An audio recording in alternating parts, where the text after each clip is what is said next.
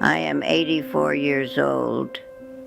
Before you decide what that means, let me tell you something that usually makes people stop and look at me twice. I have never been seriously ill. No heart disease, no diabetes, no cancer, no long list of medications lined up on my bedside table. And when I say that, people usually smile politely, then they lean in. They ask what I took, what I avoided, what doctor I trusted, what secret I'm hiding. So let me tell you this right now, before you guess wrong. There is no miracle here, no superfood, no strict routine, no genetic blessing. What kept me healthy for 84 years was not something I added to my life. It was something I refused to do. I refused to live in a way that constantly asked my body to suffer in silence. Most people think illness appears suddenly, late in life. But in my experience, it begins quietly, decades earlier, when we stop listening, stop resting, stop being gentle with ourselves.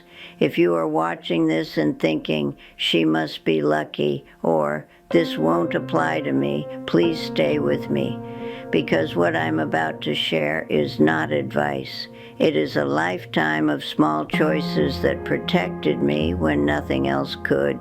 And if you are still young or tired or already feeling the weight of your body turning against you, this story may change how the rest of your life feels. Stay with me till the end to know my 7 secrets of living a disease-free life till 100 years. Number 1, I treated my body like a home, not a machine. From a young age, I never believed my body existed to be pushed endlessly. I watched people treat themselves like tools useful until they broke. They worked through exhaustion. They ignored pain. They treated hunger, sleep, and rest as inconveniences. I did not live that way.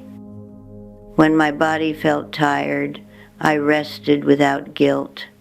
When something hurt, I paused instead of forcing my way through it. When I felt unwell, I paid attention instead of pretending it wasn't happening. I never believed strength meant silence.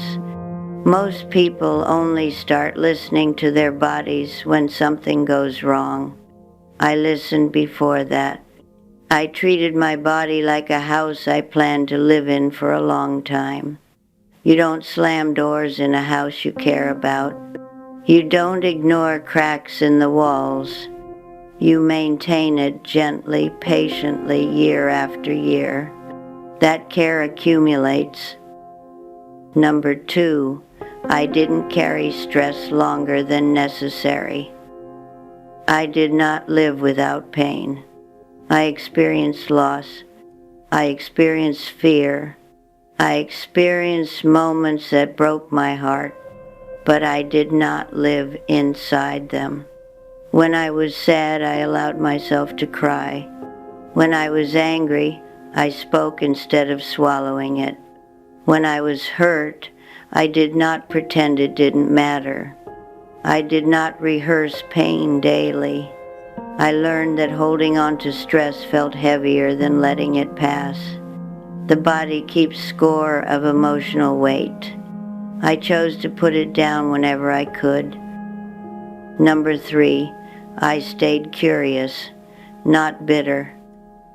As I aged, I made a quiet decision. I would not become hardened. I learned new recipes even when my hands moved slower. I listened to people younger than me without dismissing them. I stayed open to changing my mind. Curiosity keeps the mind flexible. Flexibility keeps the body responsive. Bitterness stiffens everything. Thoughts, posture, breathing, spirit. I chose curiosity again and again. Number 4, I walked every day, but I never chased fitness. I never joined a gym. I never counted steps or timed my pace. I walked because it felt natural. I walked to the store instead of driving. I walked after meals to settle my body. I walked when my thoughts felt too heavy to sit with. Walking was never about changing how I looked. It was about staying connected to how I felt. I breathed deeply without realizing it. My joints stayed loose because they were used, not forced. My mind calmed down because movement untangled it. Movement was woven into my days, not added as punishment. Because of that, my body never resisted movement. It welcomed it.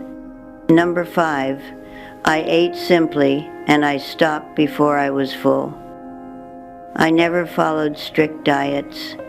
I ate food that looked familiar, vegetables that still looked like vegetables, fruit that bruised when dropped, meals cooked slowly, not rushed. I didn't eat to escape feelings. I didn't eat to fill silence. I ate because my body asked me to, and I stopped when I felt satisfied, not heavy, not uncomfortable. Hunger taught me patience. Moderation taught my body trust. When you don't overwhelm your body, it doesn't rebel. Most illness begins where excess becomes habit. I chose enough. Number 6, I slept like it was sacred. I respected night. I didn't treat sleep as something to squeeze in after everything else was done. When the day slowed, I slowed with it. Lights went down. Voices softened. My mind was allowed to rest. I slept before midnight most of my life. I woke without alarms whenever possible. Sleep repaired what stress quietly damaged. People underestimate how much healing happens when the body is allowed to truly rest. Many illnesses begin where exhaustion becomes normal. I refuse to normalize it. Number 7, I loved people, but I didn't abandon myself. I loved deeply. I showed up for people. I listened. I cared. But I did not stay in places where I felt small or invisible. Loneliness can exist even in company. I sought connection that felt safe, not draining. A body thrives when the heart feels secure.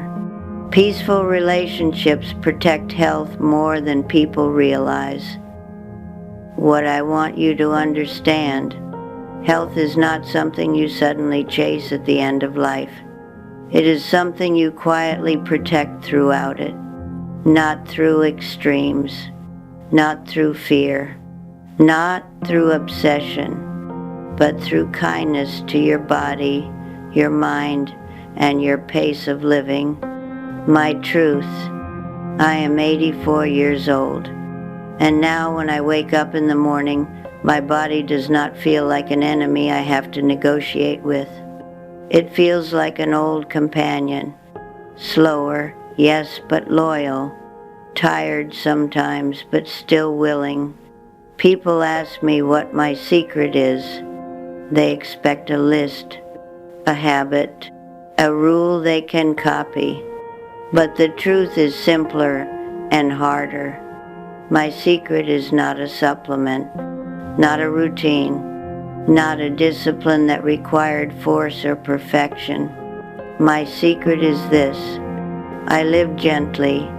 I listened early when my body whispered, not when it screamed. I rested before exhaustion became damage.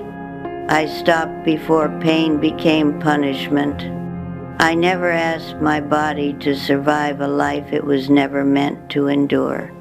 I did not treat stress as normal. I did not treat exhaustion as success.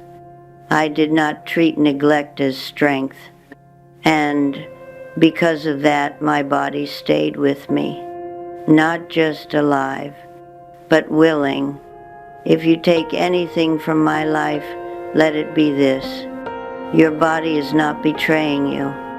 It is answering the way you have been living.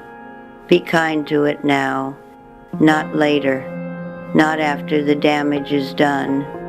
If you live gently, if you listen while the signals are still quiet, your body will walk beside you far longer than you expect. And when you reach my age, you will not be shocked that you are still here. You will not feel like a stranger inside your own skin.